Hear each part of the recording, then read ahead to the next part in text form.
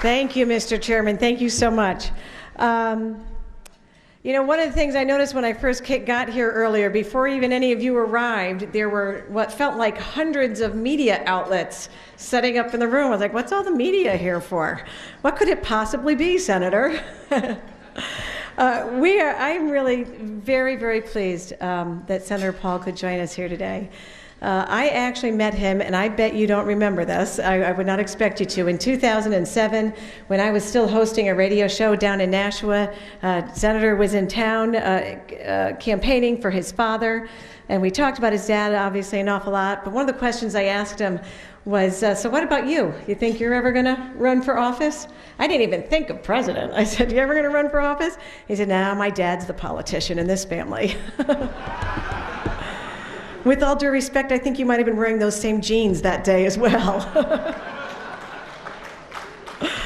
I am very, very pleased that Senator Paul is here with us today. I am a big believer that we cannot win if we do not broaden our party and embrace all of the voices. You know, I say all the time, whatever it is that draws you to the Republican Party, whatever part of life, liberty, and the pursuit of happiness inspires you, I want to stand with you. I want to fight with you for those values and for those principles. We must stand together, and I think that Senator Paul has been a great voice for that message. He has been a strong voice for limited government, for balancing the budget, and in the last couple of weeks, he's been a leader in the fight against his administration on the IRS, on Benghazi.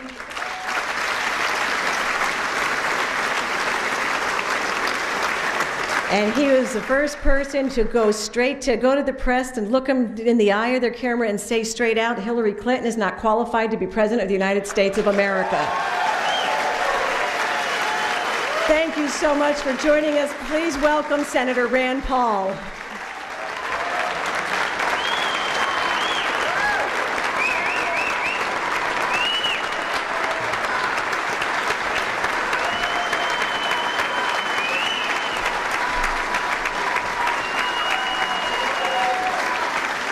Thank you.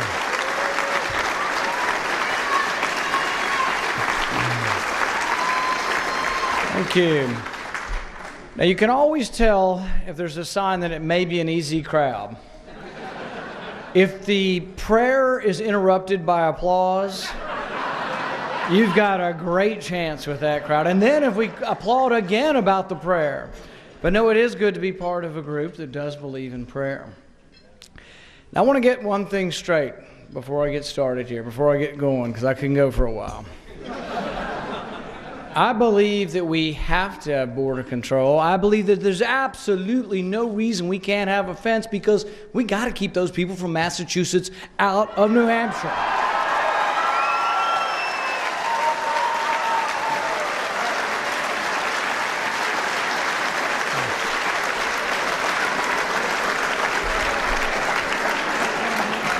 And you think I'm joking. So about a month ago, I got in the car to go to work, and I thought on the way in that I wanted to say something about drones. I'd been asking the question for a while, and so I got up and I spoke for 13 hours. And I went to CPAC the next week, and I'm talking to a lot of young people. One kid yells out, and he summarizes my speech in 3 words. He says, "Don't drone me, bro." But I did have a point I wanted to make, and it's a point that I think is incredibly important, and it's a point that sometimes we all don't agree on, but I think we should agree on. The question I was asking was, to the president, do you think you have the authority to kill an American on American soil who's not involved in combat? You would think that would be an easy question. His response was, well, I don't intend to. I haven't done it yet, but I might. And it's sort of like him saying he doesn't intend to break the Bill of Rights, or he intends to sort of honor the Second Amendment. Well, you know, the oath of office says, I will defend the Constitution. I will preserve and defend the Constitution. It doesn't say, I might, if it's inconvenient. If it's convenient. If it's not inconvenient. And so we went through this, and we had written letters, and we went back and forth, we could get no answer. And finally we got an answer. And people say, well, that's absurd. He would never kill an American. And as I think I said somewhere, my wife said during the 13 hours, ruin their cafe experience. Sometimes you say things you weren't really intending to after 13 hours. But the thing is that we passed the year before legislation that gives your government the ability to indefinitely detain any one of you without a trial, without a lawyer, and actually send one of you to Guantanamo Bay. That sounds absurd also. And the president said he doesn't intend to use the power. It's not about intention to use power. The reason we keep power from our government, while we've always jealously guarded power, and why from the very beginning we wanted to limit the power of the monarch, we were afraid about the gravitation of power. You know, Madison said when someone has power, you need to have a certain degree of distrust. Madison also said if government were comprised of angels, we wouldn't need to have rules. Patrick Henry said the reason we wrote the Constitution was not to restrain you, it was to restrain your government. The First Amendment isn't about restricting your religious freedom, it's about restricting what government can do to your religion, how they get involved in your religion. These are important things. Whether your officials say they will use them or not, they are important. You can imagine a situation where an Arab American in our country is communicating by email with a cousin who lives in Lebanon. Somebody says the cousin's a terrorist, and now you're associated with terrorism. Do you think you'd get at least a lawyer to defend yourself? And when I brought this question up, another Republican on the Senate floor said, well, I said, could you send someone an American to Guantanamo Bay without a trial, without an accusation? And he said, if they're dangerous. And I said, well, that begs the question, who gets to decide if they're dangerous? Another senator said, well, when they ask for a lawyer, you tell them to shut up. Well, the thing is that when I see the young soldiers who come back, and my wife and I just helped build a house for a young soldier who lost both legs and one arm. When they come home, I ask them what they're fighting for, and they say the Bill of Rights. That is the freedom. So when we talk about fighting for freedom, we have to define what we're fighting for. It has to be about the Constitution. It has to be about the Bill of Rights. Some may not agree with this, but think about it. We had the Boston bomber recently, and I was at a charity event about a week later, and a Boston policeman was down there, and he was giving a speech. It was one of the best speeches I think I've heard in a long time. He ran to the scene. He helped apply tourniquets. He helped people at the scene. He had the same thought every one of us would have, anger, wanting to punish these people. He still has that. I still have that. It's human. It's normal. But he said what separates us from them is that when we did finally capture him and the guns were gone and removed, we could have used lethal force, and we did. But once it was all removed and he was captured, we sent the suspect to a hospital. He's going to be tried in a court of law. He's going to have an attorney. In their country, he would have been dragged through the streets, if it had been an American, that had been drugged through the streets and beaten to death with a tire iron. We are different than they are, but it's our Bill of Rights, it's our law, it's going through the process that makes us different than them. With regard to, let's see, anybody in here a big fan of Obamacare?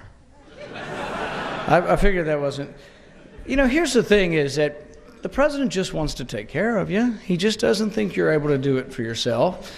And so, does anybody in here feel comforted that the new IRS agent in charge of your medical records will be the same agent who was in charge of targeting the Tea Party? I think really there's going to be such a level of distrust, such a level of feeling that how will they ever cross that barrier again? I think there's going to have to be some kind of independent commission. I don't see any way the president can gain back trust.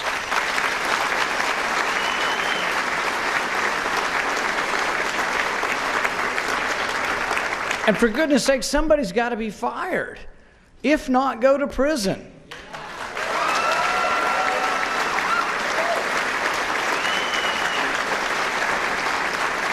The president doesn't think you're smart enough to take care of you, so he's got Obamacare, and I want to tell you how he's going to take care of you. They used to have 18,000 medical codes.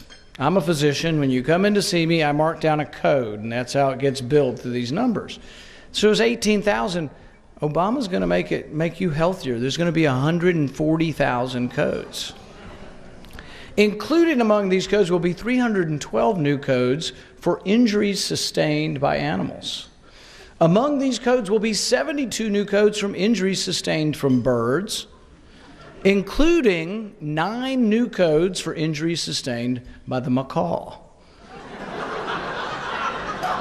I've been in practice 20 years. I've never seen a macaw injury, but I am waiting to see that. There will be 2 new codes, and this is to keep you safe and to keep you healthy, 2 new codes for injuries sustained by turtles. And you ask yourself, why would there have to be 2? Because the government needs to know whether you were bitten or struck by a turtle. Just trying to take care of you, because you can't do it for yourself. Kids get their news through YouTube and videos. They don't watch the news much anymore. So my 16-year-old son sent me a clip of Jimmy Kimmel on the street, and it's pretty hilarious. Jimmy Kimmel goes out on the street, and he says to the first person who walks up, he says, you understand that the president has pardoned the sequester, and he sent it to Portugal. That wasn't the response. The response was, oh, well, you know, I appreciate the president is such a good man. He wouldn't send it to Portugal unless they deserved it. So he does a few more, and they all respond the same way. And then he does, well, you've heard that North Korea is rattling the saber and launching missiles, but the president has sent the sequester to North Korea. And they're like, damn right, they deserve it.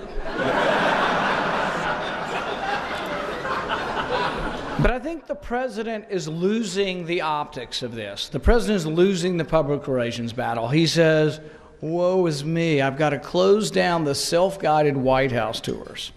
Well, he does that, and the same week he announces that he has found an extra $250 million to send to Egypt, in addition to the $2 billion we already send. So they've got money lying around, or they're willing to print it up to send it overseas, but they don't have enough money for the self-guided tours at the White House.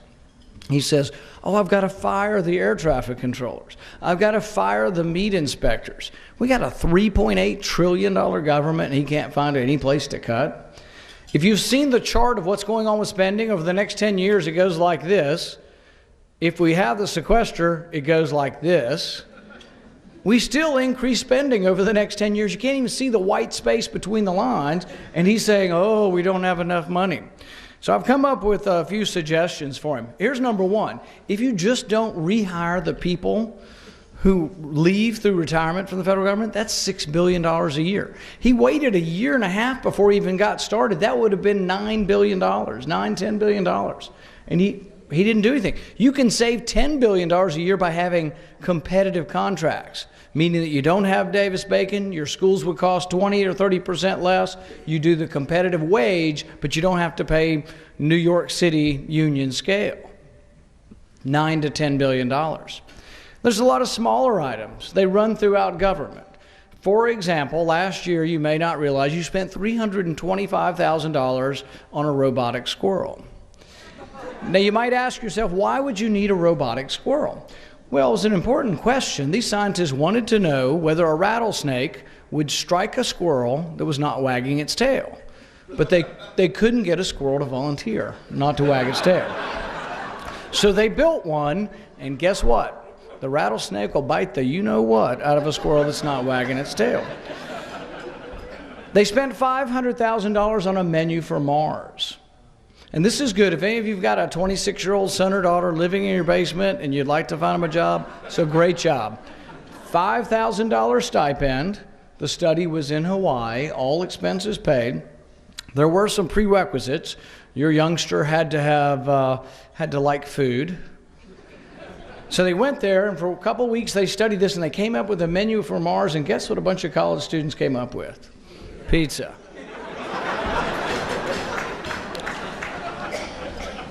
I got on the Foreign Affairs Committee this year, and so I got to ask Hillary Clinton a few questions. And I did happen to tell her. We asked her an important question. We asked her, did you read the cables asking for more security? And she said no, and I said, I just can't imagine.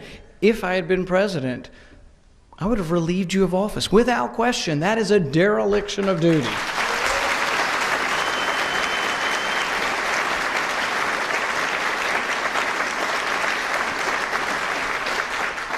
Now, they will say, well, they did a review board, and the ambassador said, well, those decisions did not rise up to her level.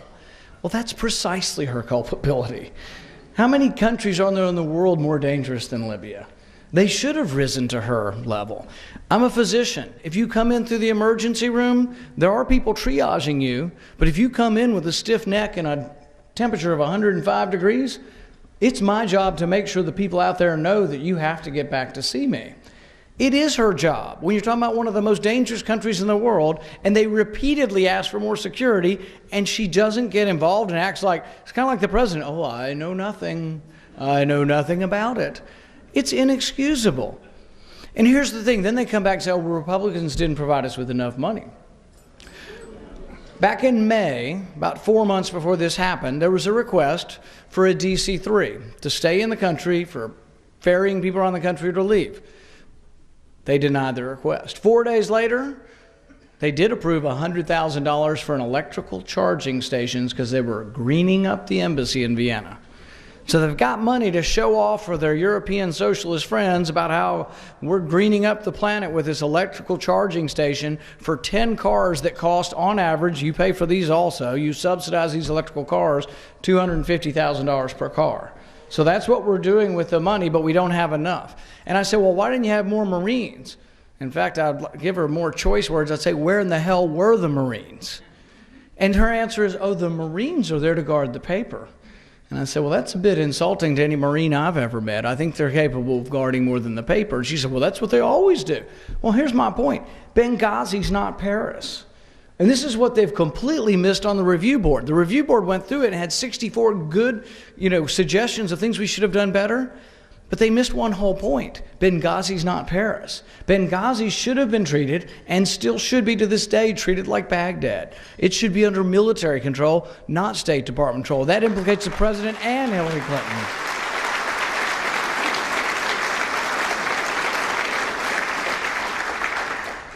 When I think of all these scandals, I sort of think of Old MacDonald, had a farm, sort of Old MacDonald's farm of scandals. Here a scandal, there a scandal, everywhere a scandal. So it's hard to know which scandal we want to talk about. But I think they all sort of stem from one problem, that's that the government has accumulated too much power. The president has accumulated too much power, not just this president, but maybe the last 10 presidents, because we've allowed that power to go from Congress to the presidency. We've allowed the presidency to become too strong. Lincoln had an admonishment. He said, nearly any man can stand adversity, but if you want to challenge a man, give him power. I think the president's failing that test of power. Any person who would oversee, and he says he didn't know anything about it, but the word keeps getting out that a lot more people knew about it than they're letting on. Any person who would use the power or abuse the power of government to go after their political opponents, I don't care if you're a Republican or a Democrat or an independent, to take that brute force, that bullying force of government, and to use it against your opponents, there is something distinctly and profoundly un-American about that.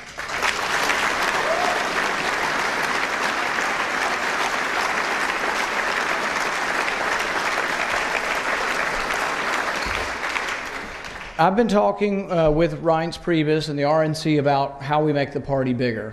We have to do something different. We've run good candidates. I don't blame anything on Governor Romney. I think he was a good candidate, frankly. I think he was one of the most generous, honorable people we've had to run for office in a long time. I don't think you'll find it as an upstanding of a person.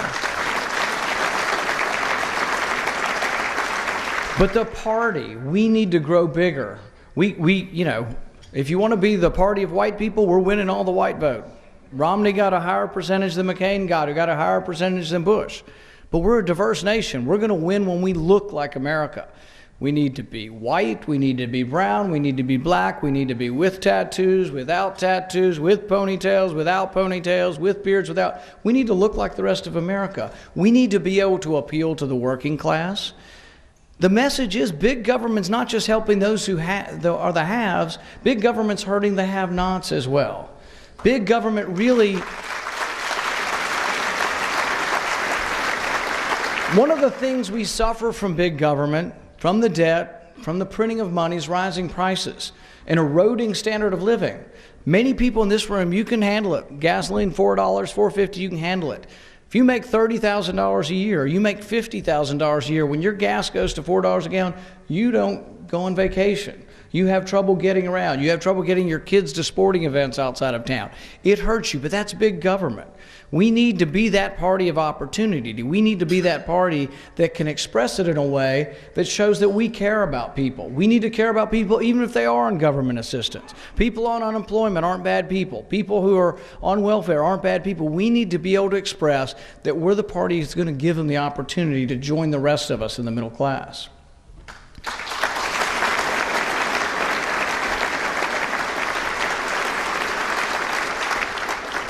There's an American painter by the name of Robert Henry, and he writes that when you paint, you need to paint like a man coming over a hill singing. I love the image of that. We need to be the party that proclaims our message like a man coming over the hill singing. We need to be the party that has passion, that believes in things. We don't have to dilute our message. The Bill of Rights, the Constitution, individual freedom, all of those things, liberty, those are things that young people can come to. They want someone who is genuine in how we present them. We don't have to dilute that message. When I think of it, I think of somehow we have to combine the passion of Patrick Henry, give me liberty or give me death, with the passion of the proclaimers who said, I will walk 500 miles and I will walk 500 more just to fall down at your door. We need to have that ardor, that sort of passion that young people have. We need to combine that with Patrick Henry. When we combine that passion again, when we become the party who is like a man coming over a hill singing, then we'll be a great national party again.